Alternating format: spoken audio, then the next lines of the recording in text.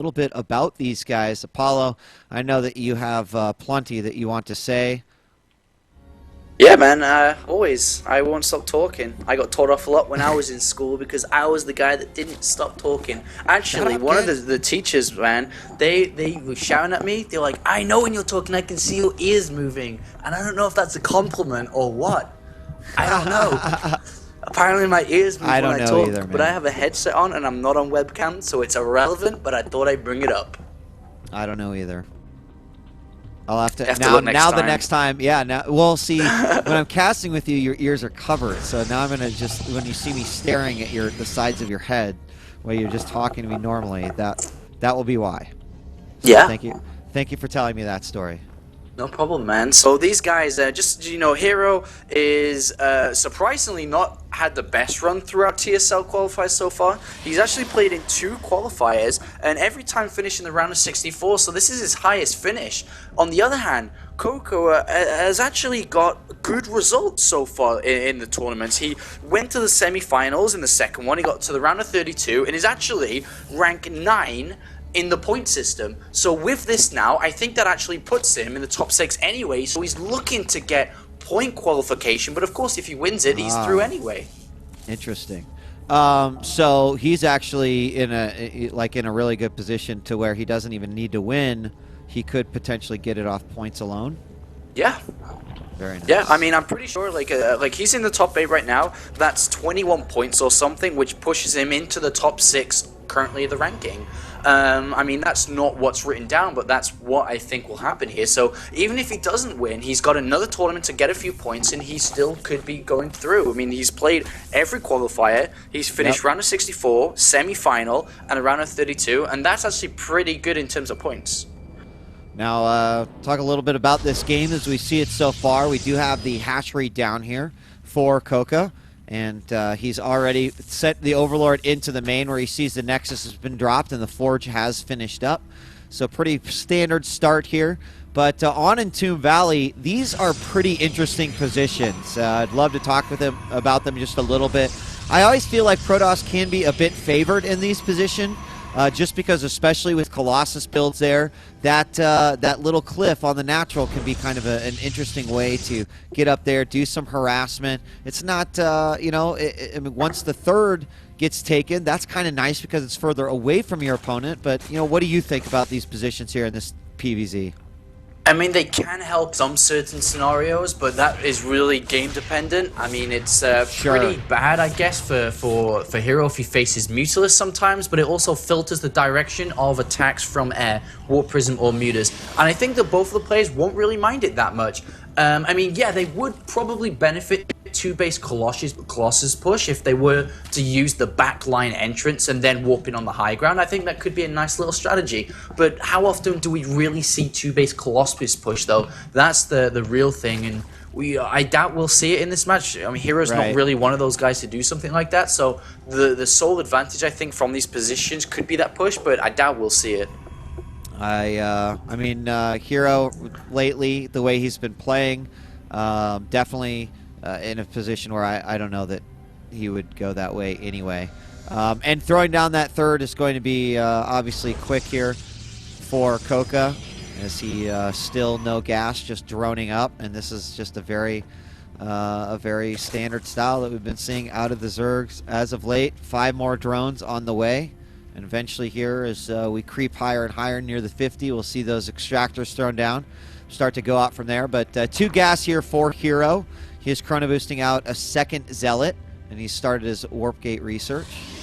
And there's a Stargate too. Yeah, Stargate going down, yeah. I mean, he didn't get +1. He went 2 Zealots, then Stalker. These 2 Zealots were spotted immediately, so Lings should be coming out, which they are. And the 2 Zealots will get pushed away quite easily. 10 Lings beats this with a Queen support as well. But the follow-up from this is going to be the interesting one, which is where we're most likely going to see a single Void Ray with Phoenixes to slow and harass his opponent. He could go multiple Void Rays and use them for defensive reasons afterwards to take a relatively third base, but the Void Ray's been spotted too, so SlayerS.CoCa has actually got every little bit of information, and Hero with the 2 Zealots, knowing that they were spotted nice and early, didn't go and just sacrifice them. He saved them, is bringing them back to use them to kill the rocks, which I think is a very intelligent decision. Yeah, I mean, getting that Overlord spot is quite nice, and he did get just about everything here. Now we have some Lings moving up, but they're going to do pretty much nothing at this point. Probably leave a Ling back just to like watch, but the Stalker is going to move forward here just a little bit. Already working on the rocks to the third, and we do have now the sort of what I like to call phase 2 of this typical ZVP style, where we do see the Evo chamber and the Roach Warren already down. The gas is starting to get taken. No gas quite yet at the third, but already getting some drones out there. Now, the Void Ray being spotted, of course, allows CoCa to set up quite early for that. But now the Void Ray going out, and this is what I love. Not necessarily, since it's been spotted, you don't need it for any sort of harassment on the Zerg. Clearing out these Overlords is going to be huge. And again, these Zergs aren't going to be able to do much against it either. So, good decision here by Hero. He'll at least stop that third temporarily, and also gets a couple of Overlords for his trouble. Yeah, it's a nice build coming out from Hero for a relatively fast third base, defended with sentries, units, and a couple of Void Rays. So the Void Rays are just going to try and pay for themselves a little bit, pick off drones, extractor Lings, Overlords, whatever he can, and then he'll use them if need be for defensive reasons, automatically forcing his opponent to go into another attack or form of tech instead of the Roachling standard play. But with all the gases taken, he may go straight to Mutalisks, which is something which could hard counter Void Rays, Sentries, Immortals. At the same time, there's still other options available. May go for a relatively fast Infestation Pit as well. But the two Void Rays now looking to do some damage. Yeah, they are making their way over, already sort of harassing here at this natural. And we do see a couple of kills come out there, but again, nothing too devastating. There's Spore Crawlers there, double Queen already. And frankly, I'd love to go and see Mass Muta, but the fact of the matter is that we see the Hydralisk Den go down, which, you know, is definitely the topic of many debates, where a lot of times the Hydralisk is like exactly what the Protoss want you to do.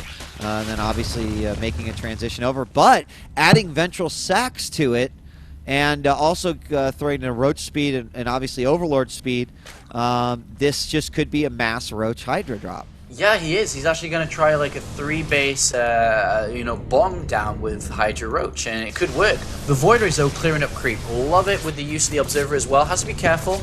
There are transfuses available. He does not want to lose these Void Rays, but with the support of Phoenixes, well, hello there, guys. Yeah. Ouch.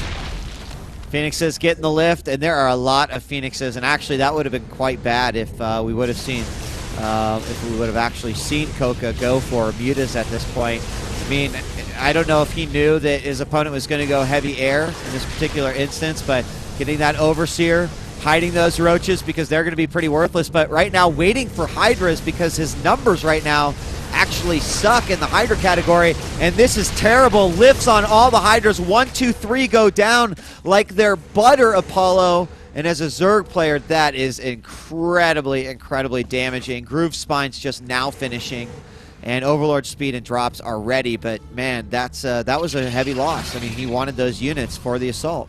And Hero with the Phoenixes checks the 4th base and is like, wait a minute, what? You don't have a 4th base? Are you real? What are you doing? And immediately we'll now start to question, why is there not a 4th base? And he could put 2 and 2 together. He may think there's a proxy hatchery somewhere in the bottom right, but that's kind of weird considering the creep spread and Hydras should be all connected together. So he's most likely expecting some form of Hydra drop. And now with the Phoenixes on the natural, he sees the Overlord speed. He knows this is most likely or most definitely going to be some form of drop, and will automatically start to warp in units, get the Colossus out immediately, and get ready to defend this. Yeah, and I mean, frankly, at this point, well, he needs a few more. He needs a few more Overlords here, and there he's starting to bring a bunch back from the main, because he can't just go with the 4 that he's got. He A, has too many units, and B, these Phoenixes are most certainly going to get something in this exchange. So. Not just an easy go here, but the Hydras making their way across could see an interception of these Void Rays, which would be a nice little victory for his opponent, but then he'll deal with the drops coming up next. Void Rays look like they're going to go parallel with these units moving forward. I don't know, Apollo. I don't know. I mean, there's no extra upgrades. A lot of cannons are being morphed or brought in here to support this because Hero knows this is going to be difficult. Remember, there's no armor upgrades whatsoever on the Protoss army here, so they will fall incredibly weak. they will fall incredibly fast, and he's going to try it. He's going to go for it. He is. He actually drops on the outside. Force field's going down, now dropping on the inside. And I just don't, I think he might just be too spread out. One Colossus does go down. Overlord's blocking my vision of what the hell's going on. But I think some Zealot warp pins at a really intelligent locations here by HerO allowed him to rip up those Hydras. Now, though, it is the Roaches that are just doing so much damage here. And you can see Protoss army, now one final warp in. He cleaned up everything. Yeah, the Void Rays need to get the hell in there. Combined with the Phoenixes, there's no really anti-air here, so he will be able to continue to hold on for now. The Colossus and the robotics facility, as the Colossus will pop out any second. Now there it is coming out, and HerO will miraculously hold this. What an incredible hold. 170 supply at one point to a measly 105, and that is an incredible feat, an incredible hold. Yeah, there's a lot more Roaches coming, but has the damage been done? Void Rays moving out almost instantly, and with the support of those Void Rays, what does he do? He tries to sneak his way into the third, go after some cannons here, but as long as he kills reinforcements and deals with these units a little bit at a time, not taking any damage himself, he should be okay. He lost virtually no probes in that engagement. More units being warped in to keep those. We do have some Roaches going back in the main, so he will try to spread HerO out a little bit, but I think that he is good on all fronts here, as it looks like the third Roach infestation gets cleaned up. The infestation in the main is having a little bit of problems, but a cannon doing some work there. Inside the natural, it is all good, and I think that despite a great exchange at the top of the ramp, I think that HerO's going to at least equalize and potentially push for a win here. Yeah, I mean, the 7X core was taken down, so he couldn't warp in Stalkers for a very long time there, or Sentries to hold off. He could only warp in Zealots, and keeping that in consideration, that was a relatively solid hold. But right now, he needs to get more information on what his opponent is doing behind this. Is he continuing to build units? Is he coming for another drop? Has he taken a fourth base? Is he at Hive? Every single one of those questions HerO is asking himself, which is why the Phoenixes are going across. They see the fourth base down. He sees it not saturated. Great news for HerO. He will stay defensive, and he will ideally want to find out, is there a Hive or not? You know, is the Infestors coming out or not? Because if not, if it's just pure Roach Hydra, he'll absolutely slow his game down, slow his heartbeat down as well, and just take a fourth base. Well, here comes attack number 2. Phoenixes are actually not going to see that. He will get a quick scout of everything inside, but the impending doom is what is coming up here next. Now, it's just the one Colossus. He spots forward. He does have 2 Immortals in this mix as well. Is he going to go again for a drop? It looks like yes, all these Overlords in position. Will HerO be able to hold? It looks like his opponent's just going to move out. He sees the drop incoming, pops a Guardian Shield, and tries to get in a good position here. Takes out a couple, blinks back. He's going to let him drop down, and I like this. I love this control here from HerO, not letting these units get on top of his army. Finally, he is going to let some of them get through, but I think he's got enough Colossus out here, and this time he does clean it up quite nicely, Apollo. Yeah, great movement by HerO. Look at that. That's even called out a GG from his opponent.